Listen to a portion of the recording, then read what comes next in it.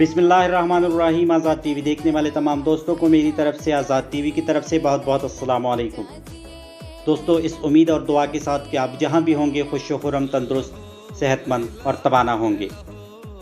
दोस्तों, आज आपको कुछ चशमकुशा इंकशाफात और अपने अमीर भाइयों की गुर्बत की दिल दहला देने वाली दास्तान के साथ हाजिर हैं। वीरानों की सदा।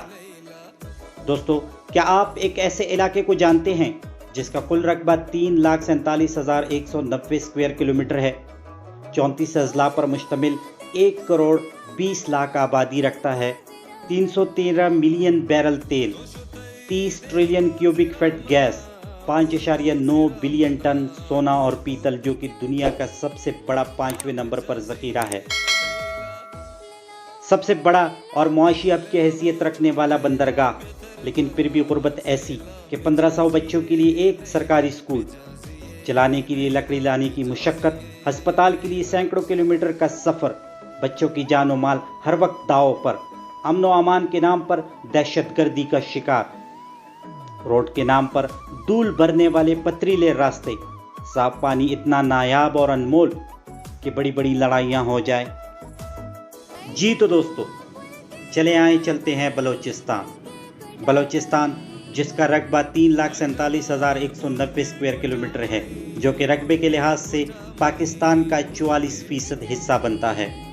34 अजला पर मुश्तमिल 1 करोड़ 25 लाख कुल आबादी।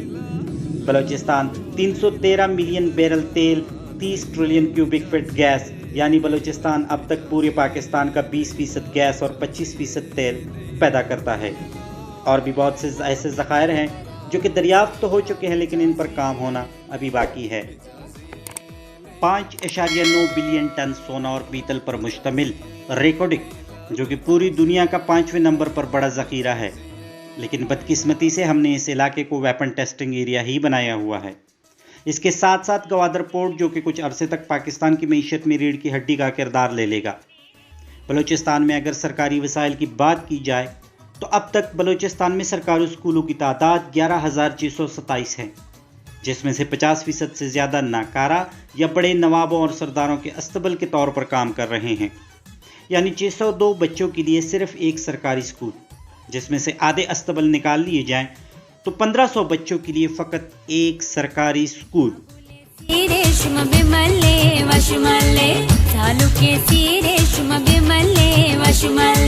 1 करोड़ 25 लाख की आबादी के लिए सिर्फ 300 के करीब सरकारी डॉक्टर, यानी 40,000 लोगों के लिए सिर्फ और सिर्फ एक सरकारी डॉक्टर।